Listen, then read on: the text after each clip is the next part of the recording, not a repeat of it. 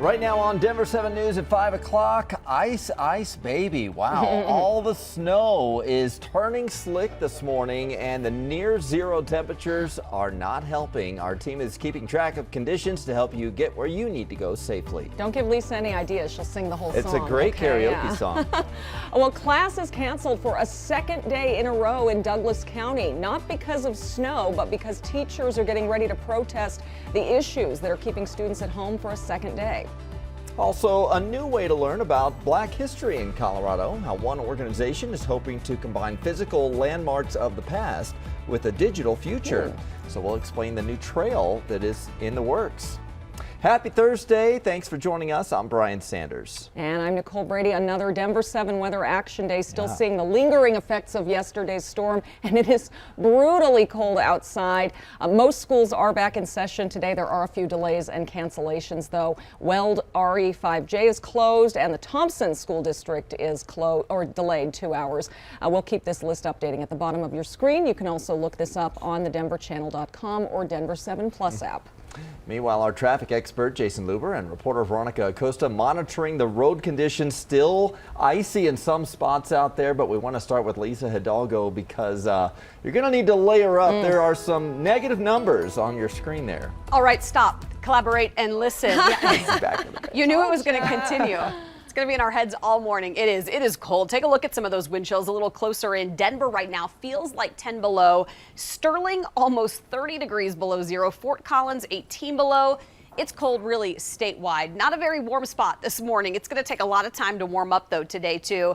And we've been watching this number here in Denver fluctuate anywhere from 5 to about 10 degrees below zero early on. You can see some of the lower lying clouds which will eventually start to clear up. We do have some areas of patchy fog as well this morning. But take a look at that wake up forecast. Hot cup of coffee kind of morning. We're going to be at about 5 degrees by 9 o'clock. Finally, some double digits right around lunchtime, and then highs this afternoon will be in the low to mid 20s, so it will be a little better later on today. We'll see a little melting today. Sunshine will help, but there's going to be a lot more this week, and I'll show you just how much warmer it gets by Saturday. Jason, coming up. Oh, the song is actually Under Pressure by Queen. Sorry. Dung, dung, da, da, dung, dung. All right, this is the flashing lights for the crash on the southbound side of I-25 right after Mile High Stadium. And you see it's slowing down traffic slightly.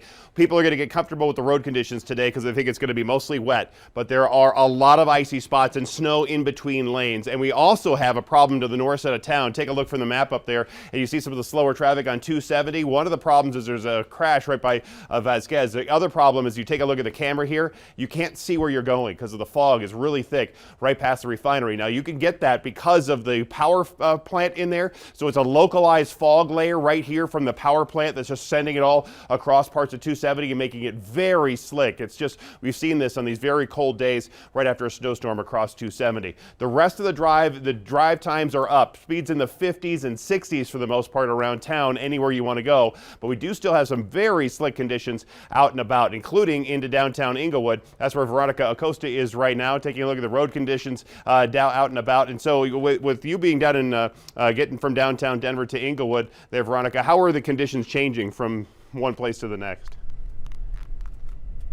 So you nailed it. We started off in downtown Denver near Cedar and Washington in some of those smaller streets. Those weren't looking too bad. You could tell the plow had been through there. Cars were moving a tiny bit slower than they usually would, and the streets were a bit slick. So then we took Logan, right? Logan's looking great. You can tell the plows have definitely been through there. You can drive normally. It's not too bad. But this is in Inglewood where we are now this morning. And these streets on these neighborhoods, rather, they're a bit more snow-packed than those that we saw in downtown Denver. So specifically, we're on Bannock coming up on Jefferson here in 2 seconds. You can see there's a bit more snow on the actual road. Obviously, there's even more snow on the side. But down Jefferson here, you can see it's pretty clear. So some of these larger streets, of course, plows have been through there a bit more. You can tell they're doing pretty well. It's these side streets, these neighborhoods that we're a bit more concerned about this morning. We have seen at least one plow with the city of Denver out and about.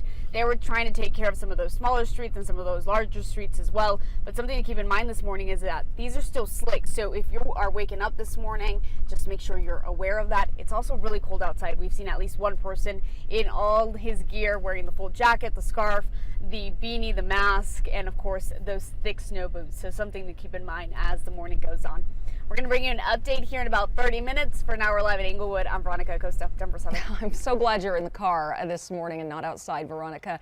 The winter weather is impacting flights in and out of DIA this morning. We checked FlightAware. So far, more than 200 flights are canceled and 16 are delayed. Well, states from Texas up to Maine are in the path of this winter storm. Stretches about 2,000 miles. Nearly 30,000 power outages are being reported across Texas and Oklahoma as temperatures plunged into the teens there. It's also made a mess on the roads. Tractor trailers jackknifed on a highway in Missouri and careened off an overpass in Indiana. Officials in Oklahoma are investigating if icy conditions are to blame for a train derailment there. And frigid temperatures and snow didn't stop one of our colleagues from having a little fun outside. This is a snowman from one of our directors. Kimberly just moved from Florida, so the snow is a big deal, and this is a great snowman. For a Floridian? Yeah. I know. So we'd love to see your snow photos and videos. This is actually a warm site right there. You can share them to the Discover Colorado Through Your Photos Facebook group. We are following some breaking international news. U.S. Special Forces carried out a counterterrorism raid in northwestern Syria. The attack killed 13 people, including 6 children. Officials aren't providing any other details about who was the target of the raid.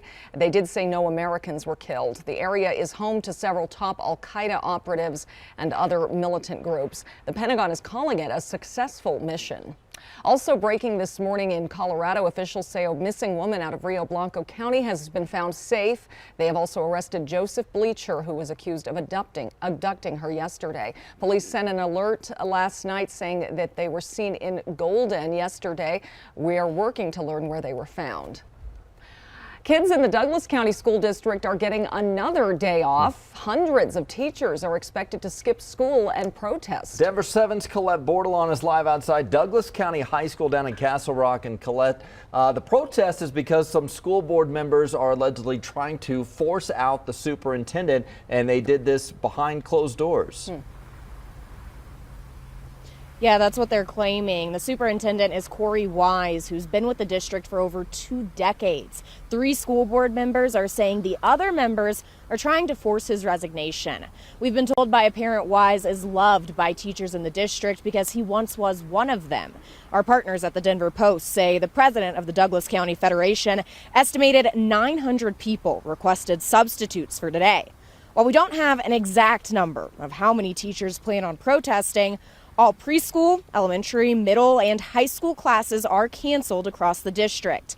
Things like sports will still happen unless parents have been told otherwise.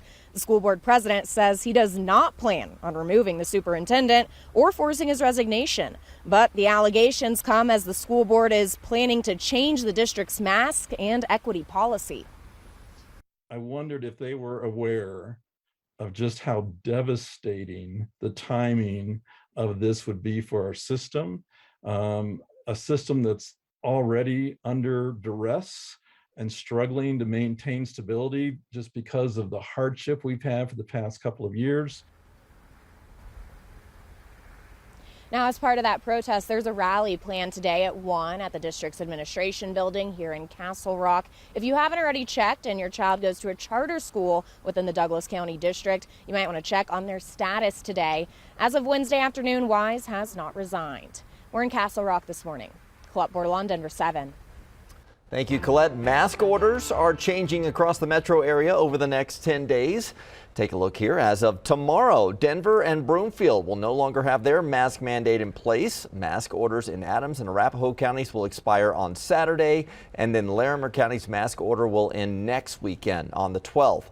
Jefferson County will meet tonight to discuss its mask order, but remember, businesses and schools may also have their own mask requirements still in place outside of county orders. Black history is Colorado history. That's the lesson one museum curator is hoping to teach all Coloradans this month with a new statewide project. History Colorado recently received a $50,000 grant to create an African-American heritage trail. The trail will use local histories from across the state to highlight sites significant to our Black history. Curator Dexter Nelson II says this will not be a traditional trail. We're trying to, take advantage of technology and utilize phones to actually have the trail live as a digital application, but also communicates to actual physical sites you can go to. Nelson says the project will utilize volunteer regional ambassadors across the state to help document important places and stories. Lisa. It is right now, well, very cold out there. You step out the door and it's still a Denver 7 weather action day for the brutal cold. We're going to be about 5 to 10 degrees below zero this morning. There's also some areas of fog out there and still the roads icy in spots. Clearing skies though today, so more sunshine. We'll be in the upper teens by lunch, low 20s by about 5 o'clock. So it's a little warmer today, but we're going to pretty much double those numbers on Saturday. We'll have a closer look at your weekend forecast on the Super 7 day coming up. And even with the cold temperatures, once we start to see the sunshine, it will start improving the road conditions. Down in Monument right now, we have a lot of snow and ice across parts of I-25. So traveling between the downtown Denver and down to the Denver Tech Center and down into the Springs, you're going to find some pretty slick roadways. Springs got quite a bit of snow yesterday, so we do have some pretty slick conditions on I-25. Well, your Starbucks run is about to get more expensive once again, but the Grande price increases aren't keeping customers away. And the Olympic flame isn't even lit yet, but the competition is already underway at the Winter Olympics in Beijing.